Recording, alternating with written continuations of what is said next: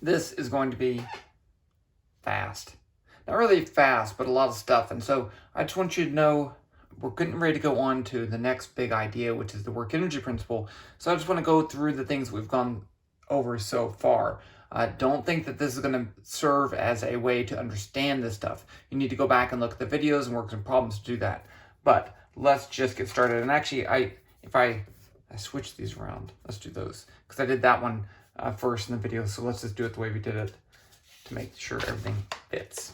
Okay, so first is kinematics. The first thing we have is the definition of velocity. And I'm going to go ahead and treat these as vectors. I should go ahead and put that in there. So I have vector A, I can represent as components AX, AY, AZ. That's the best way to do it. So if you draw a vector like this is the vector A, and this is some angle theta. This angle, this component is AX, that's AY. If the angle is measured from that part right there, then the magnitude of AX is going to be the magnitude of A times cosine theta. The magnitude of AY is going to be the magnitude of A times sine theta, because that's the opposite. And the magnitude of A, I feel like I shouldn't even go over this. It's going to be square root of AX squared plus AY squared plus AZ squared. Okay. So in units of vectors, I have the following definition. Average velocity is the change in position over the change in time, delta R over delta T. So from this, I get the following position update, R2 equals R1 plus V average delta T. Now, I can also use the following if the acceleration is constant. The average velocity is V1 plus V2 over 2. That with the acceleration A is the change in velocity over the change in time, gives the following very popular kinematic equation. R2 equals R1 plus V1 delta T, T, plus 1/2 A delta T squared. That's really the most important kinematic equation. The other ones kind of derive from that. Also, we have this, comes straight from this too, is V2 equals V1 plus A delta T. Finally, I should add in that we can represent kinematics with rotational quantities too. So that's my angle theta, and I have this is increasing that way. Then I have omega is delta theta over delta T. That's the angular velocity. And then alpha is delta omega over delta T. And then I have the following, I can get the following kinematic equation. Theta 2 is theta 1 plus omega 1 delta T plus 1/2 alpha delta T squared. And then finally, the very important relationship that I messed up in a previous video is V equals omega R. So if I know the angular velocity, I can find the velocity of an object moving at some radius R as omega times R, and S equals theta R, and A equals alpha R. Mind blanked there. So this is the acceleration. If this object is spinning faster and faster and faster, this is the acceleration in the direction of motion, not the centripetal acceleration. Okay, so there's kinematics done. See, that wasn't so hard, huh? Okay. Just kidding. That is hard. I do like that picture, though. Okay, next is forces. So there are two kinds of forces. There's a calculated and constraint. So these calculated forces, there's an equation for them. These forces, the magnitude and the direction of the force depends on the situation. So for the calculated forces, we have gravity, Fg. We have the real gravity, I call it F big G, negative G, M1, M2 over R squared, R hat. I'm not going over all the details.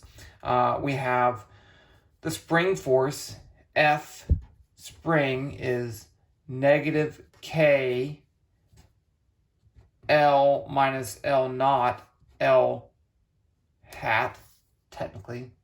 I think I got that right. Where K is a spring constant. And then we have, there is the air drag force, F air, 1/2 rho A C V squared V hat negative. Yeah, that was tough too. I'm trying to think, are there any other calculated forces where you can just put in an equation? I can't think off the top of my head. I mean, technically you could call one of the frictions. But then for the constraint forces, you have things like the normal force. This is the force between two surfaces. You have the static friction force less than, there actually is kind of an equation for this.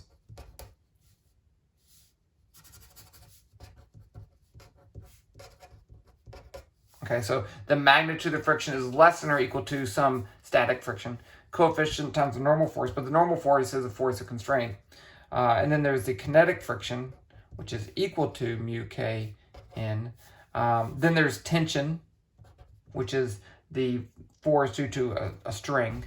I think that's good. I feel like there's a lot more forces that we've covered, but I'm just covering a blank right now. That's fine. You get the idea. The momentum principle. What do forces do? The net force on an object is equal to the rate of change of momentum, where momentum is mass times velocity.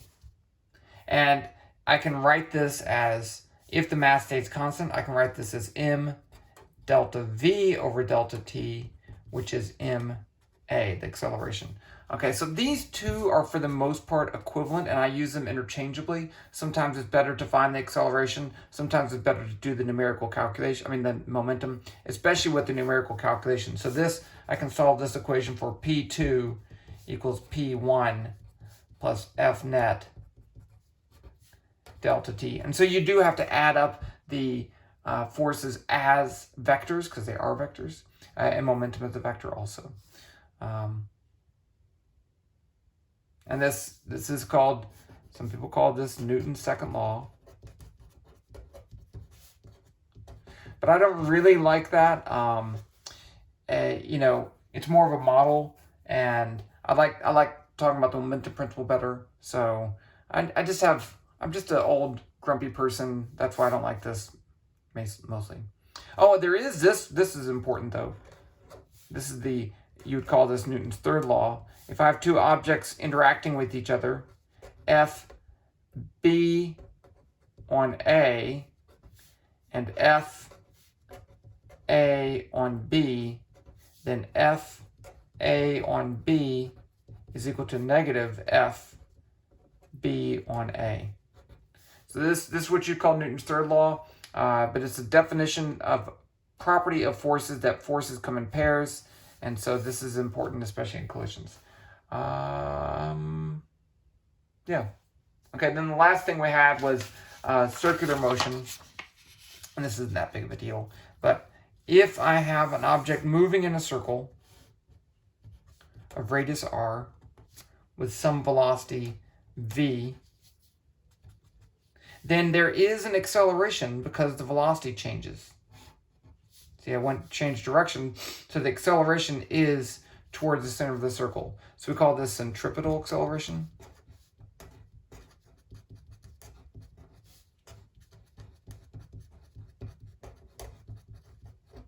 And the magnitude of this acceleration is v squared over r, or omega squared times r. And the direction is toward the center of the circle. I think that's pretty much everything that I've done so far. I'm thinking right now, I do want to cover fake forces, just for fun. But I'll come back and do this some other time. So you've already seen a fake force, centrifugal force, centrifugal. Okay, that's one of them. But we can use those. They're fun, but they're dangerous too, like a lot of fun things. Okay, so there's your review of chapters 1 through 6. Chapter 7 starts work, energy. Going to be great. See you guys there.